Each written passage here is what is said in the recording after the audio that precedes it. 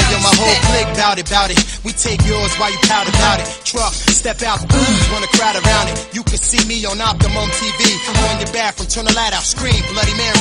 1, 2, 3. She Hello, can't boxing choose fans. friend, but I can George set you like Hansen. Tyson, walk straight to the end. I'm done with ice and charms. I'm here at trying to ice my whole Greensville past. Boxing Pull up with the class man, on dawn. the Once I myth, greet him, I greet him. the legend himself, Bryant Jennings, heavyweight contender. How you doing, BY? I'm good. It's interesting, man. You were the first episode of Boxing 396. And yesterday I had a call from a friend of mine, AV, Yavante Legend. It's a brand in the clothing. They do a whole bunch of stuff. And he started talking about he wanted to be the first sponsor for Boxing 396. So I said, man, that's very interesting. I'm meeting with the guy who started Boxing 396, Bryant Jennings, and his tagline is, be real, be live, be a legend. And he knew everything about you. And he goes, Bryant Jennings is a legend. So I said, you know, we're going to be live tomorrow, and I know he's going to keep it real. Yeah, for So sure. for my man AV, we're here with Bryant Jennings, who's real, live, and you said he was a legend. Talk to me about your career, man. A lot of people should remember that you started boxing in less than 5 years. You were fighting for the heavyweight title. Right. Yeah, so I started boxing at the age of 24. Right. And, you know, I figured at the age of 24, I've already had, you know, some maturity. You know, so it was a lot of different things. You know, there's a lot of things that I've done different. Right. There's a lot of things that, you know, I probably didn't allow, I probably didn't understand, you know, being as though I wasn't in it for that long, as far as, you know, how certain things go. But, you know, we put in overtime, you know, me and Fred, we work day in and day out, you know, and, you know, we put in that overtime. And I think that it was the discipline and it was the dedication that I had, you know, the drive, you know, alongside with, you know, the world teachings, Right. and, you know, things like that. It was just a perfect combination, you know, to where as though we can really get to where we need to get to, and, you know, do this thing, and, you know, show the world that, you know, I'm here. But you're being very humble, man. No, I'm serious. Right. It doesn't happen that way. Right. It's the most incredible story. A guy plays high school football. He's hanging around in the gym. He decided to box because I was at one of your amateur fights at Shepherd Rec. And 3, 4, 5 years later, you're fighting for the heavyweight championship. It doesn't happen, and it happened in your 20th fight. Your 16th fight, you're fighting Sergey Lahovich, a former world champion. Right. 3 fights later, you're fighting Klitschko, and you go 15 rounds. He had 66 fights at the time. You were in your 20th fight. It doesn't happen, and it went the distance. Right. Yeah. I mean, you know, I think humbleness is something I always have to express because, I mean, it's just it's life. I look at it like, you know, it's my journey. So, you know, it's not over yet. So, you know, I have to still tread carefully. You know, be represented as such, and, you know, just let people know that you can actually do this without, you know, being on your high horse a little bit too much, you know, because we see that a little bit too much nowadays. You know, some people just need to tone it down a little bit. So I just give it to them, you know, straight. Right. And the only time I do defend myself, or if I'm cocky or whatever, is when somebody just, you know, they just trying to try me, you know. So I'm like, so I have a very cocky side. It's high confidence, but it can actually be cocky depending on who it is, because, you know, when you're in an argument or a dispute, you pretty much start to compare you to that person, and it's just like, I have a lot of things to say. And I look at it, you fight Klitschko, then you lost to Ortiz. It's a big 20-month layoff. What happened during that time frame? People were saying, oh, Bryant Jennings, he's going to retire. And I'm like, nah, this man is on a mission from God. What happened during that 20-month? Well, the 20-month layoff, I mean, it was already into play, you know, maybe 6 months before. Okay. You know, and I really just didn't understand it. I just don't. I really, what I think happened was that, you know, the promoter at the time just wasn't feeling another run and didn't have the energy, you know, to be able to push, because at the same time, I had no business fighting Luis Ortiz. And they came at me 3 times for that fight. And every time they up the money, I'm just like, yo, this dude just got found. You know, he just got found, guilty of, performance enhancement drugs. It's like, yo, I just for Klitschko. Like, how come I'm the only one that got to keep proving myself? How come you didn't get an easy fight, a duck? Because at that time, it's just like, yo, if you don't fight, then you're going to be sitting. Okay. We're going to have you sitting, and that was verbal. Mm-hmm. And I heard, that was said to me, and it just was like, all right, come on. And then that was the first fight with a new trainer, and I actually took the fight after my trainer said, nah, we don't want that. Right. Let's just get acclimated to each other. Take a couple stay busy fights and do whatever. But I just think that the position that the promoter was in at the time, he just wasn't in a position to start producing shows rather than me just get on other promoter shows and become an opponent. Mm-hmm. I was very seldom was I A-side. Mm-hmm. Now I see your point. I mean, it's incredible. You fought the 2 best heavyweights back to back. After you fought Klitschko, we're sitting there, okay, get Bryant a stay busy fight, a good fight to get back in the mix. Right. Keep him on TV. Maybe 2 fights later or 3 fights later, you go for the championship again. Right. Right, because even in the Ortiz fight, and I look at it, all my homies look at it, people that pay close attention to me and my abilities, they look at it and they say, you were supposed to win that fight. Mm-hmm. I mean, you started off wrong. Mm-hmm. Yo, how come you ain't just used the jab? You ain't this, blah, blah, blah. And I just was like, look. But, after all that, I just look at it like it had to happen. Mm-hmm. Because within that 20-month layoff, I learned so much about life that, that was actually a win for me. Right. Just to say, for instance, somebody that keeps winning, they never learn. No, you're right. Within losses, you get time to sit back and you start to learn things. You start to see how things maneuver and shift, and that way you could be able to strategize a whole lot different because you see, oh, okay, if this happens, then I'll probably have to do this. I'll probably have to do that. So that was a blessing for me because I learned more in the year 2016 than I've done in my whole life. I promise you. Mm-hmm. And the good part about it, you learn who your friends are. Yeah, that too. And then you just learn people. Period. Just studying people. I was always like a person that was around diverse situations and things like that. So I was able to learn different personalities. Even what they say with women, they say, women that are mean, blah blah blah. I say, listen.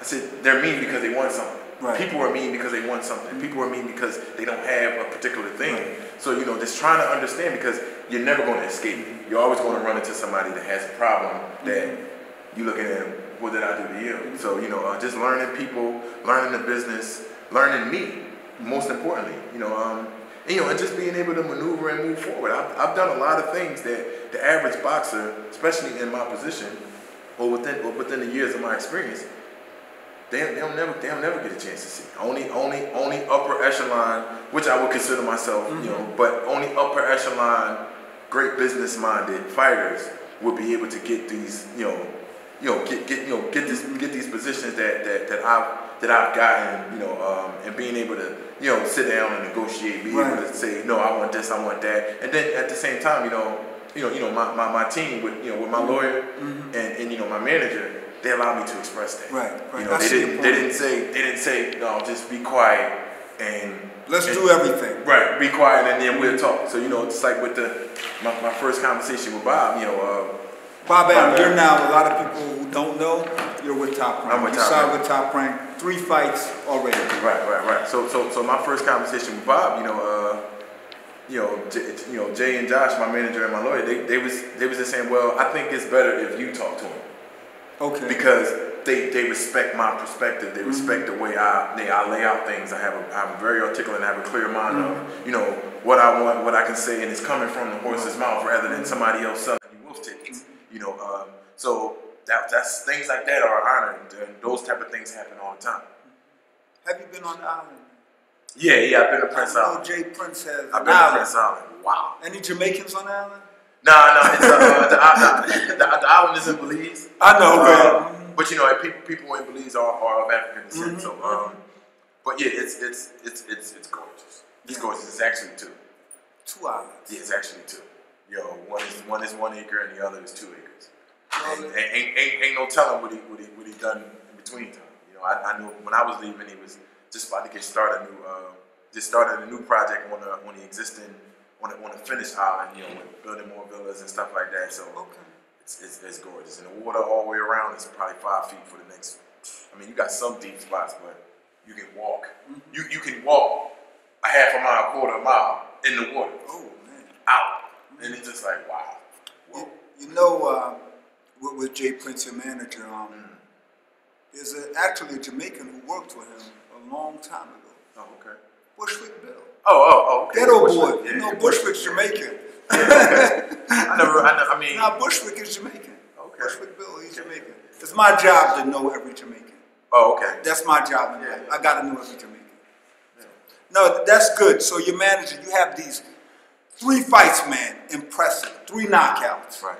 On the top ranked promotional banner. Now we're talking about a fight April 28th. Right. The Learcore Center, coming back to Philly. We've heard all the speculations. I'm not going to say any names. Right. But do you have an opponent yet? No, we don't have an opponent yet. I'm actually just trying to see what we can actually, pretty much come up with all of the rest of the terms and Right. it's I'm particular and I'm strategic because this here is a chance, it's an opportunity for me, and opportunity to be able to put the city on over and over and over Right. again. If this first one is a success, I don't see why not we don't do it again. And being able to do things like that over and over again at a place like that in a city like this, right down in the middle of on Broad Street, all the public transportation, Uber, I'm from North Philly, so people can actually walk from below Broad Street, from above Broad Street, from well, they can't walk from Logan, but it's right there. So that's to be able to bring something back to the city. Bring some celebrities in. Just bring some excitement back to the boxing world, because right now it's pretty much just it's a lot of locals, that just stay local because they just local, and it's like. Bring somebody that's more known, and to bring people in and be able to, because most of the time, you fill up the arena, and the arena is pretty much the same crowd every time. Right. Like I've been to numerous fights at the arena, and it's pretty much the same crowd. You see the same people, and it's just like over and over and over again. So it's good because that's consistent. And that's the community, that's the boxing community in Philadelphia. But what we need to do is it's expand it and bring people from the outside into the community in Philadelphia boxing. Get a lot of people from New York, Jersey, Houston, Belize, Vegas. No, but I think it's a great opportunity. And your friend Jesse Hart, Hollywood. Hollywood Hart. He switched his name. He might live up to that. He rebranded. Yeah. Hollywood Hart. Hollywood Hart. He'll be on the card also. Yeah, he'll be on the card also. And just as important it is for me to be on the card, is as important for him to be on the card as well. I guess he carried the same expectations. And if we both can do it together, then, why not do it together numerous of times? So I won't just be by myself. I will be accompanied by him, or I will accompany him, either or. So that's just something that we both look forward to, and that's just something that's good for the city. We can always bring that back. Okay. Run it to the ground. Training for this fight, I know we know the great Freddie J. You guys started off together, fought for the world title. John David Jackson was training. Who's your trainer now? John David Jackson. Okay, John's still your trainer. Okay. Yeah, but I do my thing when I do my thing in here every night. Right. I'm a very like, I don't know, man, I'm a very particular person, very strategic person, and I'm always keeping my eyes open. Okay. And even certain things that are the basics of boxing. I mean, it's not that I don't understand it, but I see other ways around it. That's why they call boxing a sweet science, because there's no formula. There's no correct formula, because if somebody throws in a little more of this, then that throws the whole formula off. So I bring awkwardness. I bring my own mind. I bring the mind of unorthodox. Right. To where it was like, okay, if somebody throw a left hook right hand, if somebody throw a right uppercut left hook, I may throw a left uppercut. And right hook. They may to where they'll switch it around, make it, because most of the time it's just clockwork. Boom, boom, slip, 1, 2, 3, roll this, roll that. It's just like, yo, after a while, like, yo, we just get caught on to it. But if somebody's become, awkward, and they moving over here, they moving over there, they doing this, they doing that, and to some people they judge it because they never seen it before. So when they never see certain things, they judge it until you prove it to them and say, look, this stuff right here works. I mean, most people say, yo, how do you do it against Klitschko? I was like, I don't know, that's just me. To as though I took his right hand away from the whole time. I guess you could say, okay, I leaned back. There probably was a lot of times where I probably should have pushed forward more, but he was holding and things like that. I don't make no more excuses after that. It's 3 years ago, but it's just was something that I bought my fight. And people have to, if you study boxing, we look at a guy like Aaron Pryor, different rhythm, right, wrestling differently, right. But he went to the Hall of Fame with only one loss. It works. Your style is different. You have a good jab. Your movement is different. You're very unpredictable, but your style is successful. Right, it works for you. Right. And a lot of people don't know John David Jackson, former junior middleweight and middleweight champ. People don't know his history in Philly. Right. He came here and literally cleaned out the gyms in Philly. I heard. There's a middleweight champ, won't mention his name, that I saw a sparring session at Champ's gym. John David Jackson just took him to school, man, and just dismissed him. You get my point? He was that good. So kudos to John. I gotta say that about John. That's my man, John David Jackson. Sky came to Philly, cleaned out the Philly gyms. So we consider him a Philly fighter. Yeah, he's definitely considered a Philly fighter to me. A lot of things that I like about John is just that, it's just something different. And just to touch on, I guess the changing of situations and things like that. It was just a lot of things that, I'm just like, I don't know if I can deal with this, doing this, doing that. Like I said, I'm a very particular person, and there was just a lot of things that I didn't like about certain things that I was, that I was doing. It's just like, bring in different things. And one of the things, and I'll say this on the camera. One of the things that kills me every single time, it kills me, is that I never really had to go anywhere. Right. I never really had to go anywhere. We had everything we needed in ABC Gym. Oh yeah. We had everything we needed, but people weren't utilized the best way. Right. I just think that, with a lot more guys, and it kills me, because it's just like the rec is right around the corner from where I would be, and it just was like, if we was to be able to orchestrate and delegate different positions correctly, then I probably wouldn't have to go. And that's one of the things. I've interviewed the great Freddie J a million times, and the good part I love about both of you, Fred has never said anything bad about you. Right.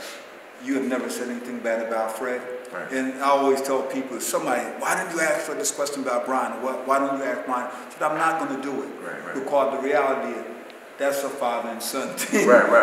I don't get involved with father and son. All I know, both you guys were great, and you had a great reputation or a great relationship. And that continues because little Fred Jr. said, I'm following BY. I'm now a vegetarian. Yeah. It's a lot of things that, I once told Fred, I said, I think this had to happen, but it's not a forever thing. Right. Stop thinking it's a forever thing and that it's over and done with. But sometimes we have, our own mother, well, my mother, maybe your mother, raised us, and at a certain point in time, we have to go out to see the world and see what it's like. And I know I'm gonna come back to mom. I'm gonna come back, and we do that in a sense, but in the midst of doing all of that, we don't need. I don't need bad feelings, bad vibes. We have to understand this is the way that life goes. I left home when I was 17 years old. After being my mom carried me, pushed me out, and did all the did everything, and I left. And I told my mom, I said, I'm not gonna come back to live. But I had to go out and see the world for myself and be able to become this person. Now, when I become this person, I'm coming back with knowledge. I'm coming back, yo, this is what this is. This is what this is. Yo, we can do this. Yo, you need this person. You need this person. Yo, I know this person that can do this. You know, we have to be more open-minded to things and trust. Trust certain processes and stuff like that. I'm a person with a good heart. No, you are, man. And I know Chris told me, give me the signal. I have a couple questions, and I know we're going to go over. You're a father. Right. And I've seen you with your son Mason, man. You do an amazing job. Talk to me about fatherhood and the example you've set for your son. Well, fatherhood is pretty much just he's going to do what I couldn't do, or he's going to know what I didn't know. Mm-hmm.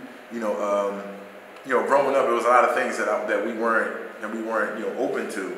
We weren't educated on. But if I know something and I teach my son what I didn't know at the age of 9. Mm-hmm. Then he'll have a much more broader perspective on life, and he'll be able to maneuver, perfectly, hopefully better, hopefully better than me, be able to, just be advanced at a more early age, because most of the time now we talk about, they talk kid talk and let them be a kid. Right. There's no time to be a kid. Mm-hmm. We live in this country. There's no time to really be a kid. We have to start learning, and we have to start implementing. Adulthood things immediately. Start making them, have lemonade stands and water ice stands and, counting money and, being able to be in tune with a lot of different things that they say is not for children. That's true. And you're doing an amazing job. I would be in trouble if I didn't ask this question. I train a heavyweight, Alberto Garcia. Mm-hmm. King Berto, me and the old man Charles Ramey trained him. He's reached out to Steve Cunningham to get some sparring. He said, you have to ask BY, when can I get some sparring? Because I want to learn from the best. Mm-hmm. So he told me that. Ask you that. We can set that up. Mm-hmm. I'm here. I ain't gonna tell the camera what time I'm here. Okay. I'm here. Okay, that's good. We can set that up. We can set that up. If you could just be a body. A lot of times people hit me up on Instagram all the time. I got a girl. Nah, he's serious. I know, but I'm just saying. I'm just speaking. Outside that. I got a guy. We need about 8 rounds. I said, you must think. I'm typing. You must think this is a joke. Y'all must think this is sweet. I say that because a lot of people, everybody, people need to be more honest when they're being spoken of about specific people. Most people say, "Oh, he's okay. No, tell a real thing. Tell a real. Say you couldn't do nothing with me. Say I made you look bad. I did all this. It's not about saying it, but it's about letting other people know that. Oh, he's real. And you don't even have to go into detail, but just say. My fighter is very humble, right? And he's a student coming to the professor. Right. It's like if I was going to spar with Tommy Hearns, I'm the student feeling honored that the professor is giving me 3 rounds. Yeah. No, I was just speaking on it, just trying to cover other things, just so when people watch this video, that they don't, that they pretty much have an open mind about, oh, okay, maybe I do need to work hard, because a lot of people don't know how much it takes overtime. Yes.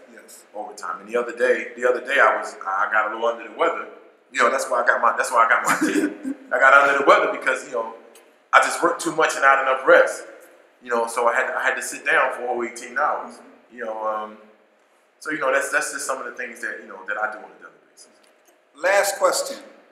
Your biggest fan, grandma. She's now 80 years old. How's she doing? She's doing good. She's actually she wants to change her diet. Okay, grandma's gonna be a vegetarian. You're a vegetarian now. I'm a vegan. Yeah. We forgot to mention that. Yeah. Plant based. And upon these next last weeks, I've been wanting to actually enhance my plant based lifestyle.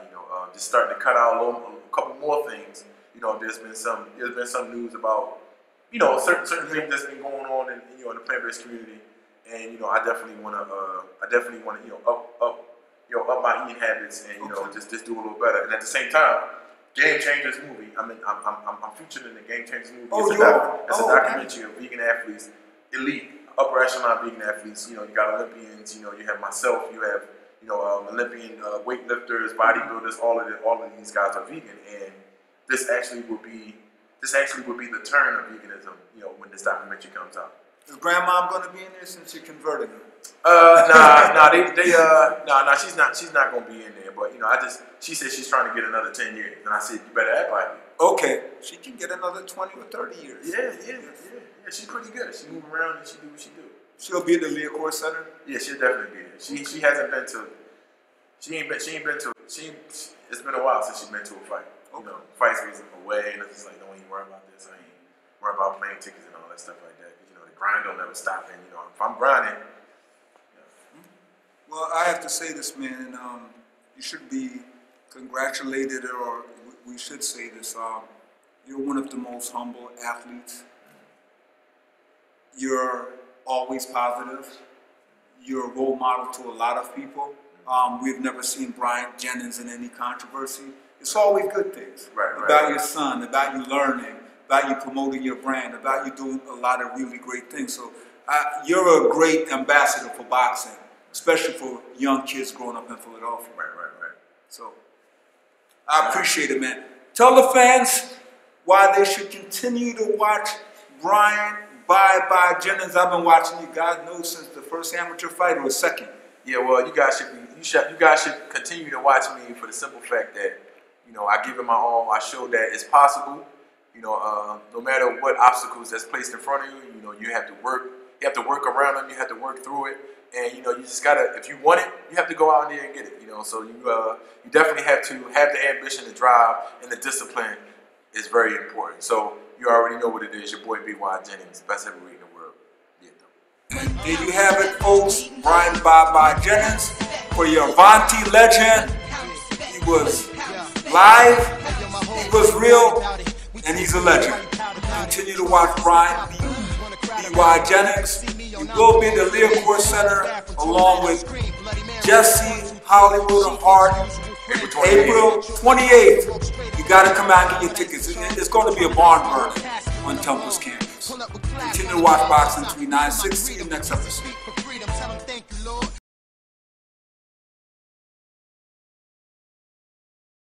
All right. I know. I got questions. Yes. Oh, okay. All right. Oh, nothing pertaining to... No. Who's the hardest hitting boxer? Boy Tupu. Oh, yeah. Oh, my God. Because I was wondering with Ortiz. Remember everybody you talking one time when you were like off balance? Yeah. I remember that shit. Ortiz is just accurate. He just knows how to place his punches. Yeah. He doesn't hit hard. As you can see, I took a lot. I took a lot of it. I mean, okay, credit the chin, but his accuracy. That's the same way as Jesse. Jesse hits as hard as a heavyweight because of his accuracy. People don't even get that. His accuracy. The button. When I'm playing with my son, sometimes, and he got this new thing where though he hits you with the forearm, boom, and I'm like, if he gets you off guard, in your head, the side of your head, you're like, dang, or he hit you in the right spot, you can feel it. So it's also the punches that you don't see and the accuracy, the pinpoint up on the chin. We all have that button, and a woman can knock you out. So Boy Tupu was the hardest hitting, hardest punching. It was just like, what the hell you got them gloves? Like, Who's the fastest boxer? The fastest. Which person could surprise you or consistently surprise you the most when you were in the ring with them with speed? Yeah. Ooh.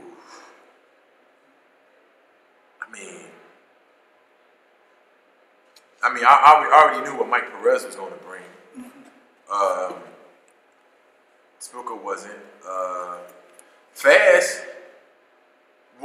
To me, wasn't nobody faster than me. But slickness. My full fight, Burnell Stewart.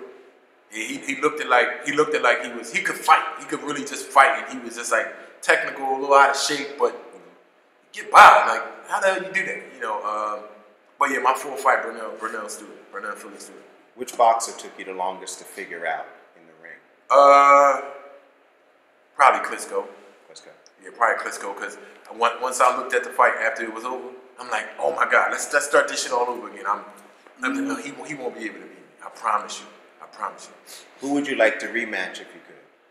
Klitschko and Ortiz. Klitschko and Ortiz to avenge both the losses. But Klitschko is retired. He's not coming back, so that loss don't look like I'm gonna be able to avenge it. What do you think would be the secret to defeat Ortiz? Dad, and just do what I do.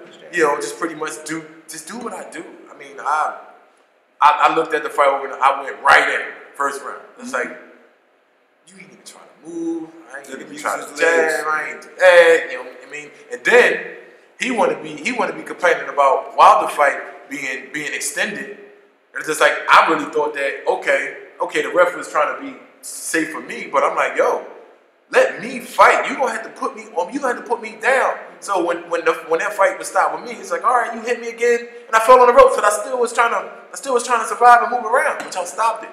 You know, but I mean, you gonna let me get beat up. Let me get beat up, because I think that if I would have weathered that storm, it would have been a different night, because I can recover. And the way is once I recover, and I know he was just gonna be down. He was done already. But you know, he just caught me with, it wasn't lucky, but he caught me with, you know, 2 precise shots, you know, that just changed the whole realm of the fight. Who do you think you'll end up fighting for the heavyweight championship again? I'm thinking Anthony Joshua. Anthony Joshua, because I see that you obviously would have to have a path. Who do you think you would have to fight, like your next 3 fighters, in order to get to a Joshua? In order to get to a Joshua, fight 2-3 fights. Yeah, I'm just right. I'm thinking. I mean, the likelihood is not that they're going to call you next week and say, hey, I'm going to come to lead course. You know what? It's quite different, because you're probably looking at, my guess, is a year and a half. Right. At the earliest, and that should be probably 3 fights. Yeah, it's quite different, because you don't really have like that type of, you know, political boundary with, you know, with Joshua. So it could pretty much just be any 3 people, you know, to move up in the ranks. You know, if I was to say a Wilder, then it would have to be, you know, maybe like a PBC fighter, or, you know, fighters of that. And if it was supposed to be Joseph Parker, then I would have definitely mentioned Andy Ruiz, because that would be perfect for the eliminator to get back to Joseph Parker. But being as if Joseph Parker actually wins this fight, then it would be Andy Ruiz. If Joshua wins this fight, then it'll probably be a Dylan White, or the winner out of him and Lucas Brown. And then anything before that is whoever. Like, I think the third one would be Tyson Fury at the O2 Arena. That's who you end up fighting. Yeah, I mean, maybe. I mean, it's getting back in the mix. Yeah, it's a path. You know, it's a path. You know, it's possible. So, of the people that are currently holding the titles, who do you think you'd have your best chance against? Knowing what you know now and of them and where you are. I mean, I would really say Wilder would be the toughest, because Wilder he's wild, but he can punch, and he's going to slap you. Fight. Yeah, he believes he can fight, and he has confidence. He does have heart. You know, not saying he's not better than, not saying he's not better or he's better than recording? Joshua. You still recording? Not saying. Not saying he's not better or better than Joshua. I just think that, you know, it's gonna be like an awkward, ugly joint. You know what I mean? Yeah. But you know, to it though, with Joshua, I could probably be a little more technical. But with Wilder, I'm gonna have to like kind of like fight more, push you around. Yeah. You know, rough you up. Yeah. So and then with Joseph Parker, I just think that the basic BY, you know, can pretty much handle that. Okay. My only problem with Wilder is that he's not Jamaican. I mean, if he was Jamaican, I could convince people he's the greatest fighter who ever lived. The man's 40-0 with 39 knockouts. Man got a rocket launcher for right hand. Oh my God! I've never seen anybody hit like Tommy Hearns with the right hand. It's like a 6'8". Julius Jackson. Yeah. Oh my God. Yeah. I ain't never seen nobody hit like that. Yeah. Them and Hearns and Jackson, that right hand. Jackson, man, yeah, bricks in them hands. Yeah. So, that's what I want to know. Keep it live. Money, power, respect. You needin' life. Money, power, respect. Eating right. Money, power, respect. Money, power, respect. Money, power, hey, yo, my whole clique bout it. We take yours while you pout about it. Truck, step out, want a crowd around it. You can see me on Optimum TV. On your bathroom, turn the light out, scream, Bloody Mary. 1, 2, 3. Chic ain't your usual friend, but I can set you up like Kaiser and walk straight at the end. I'm done with ice and charms. I'm trying to ice my whole casket when I'm gone.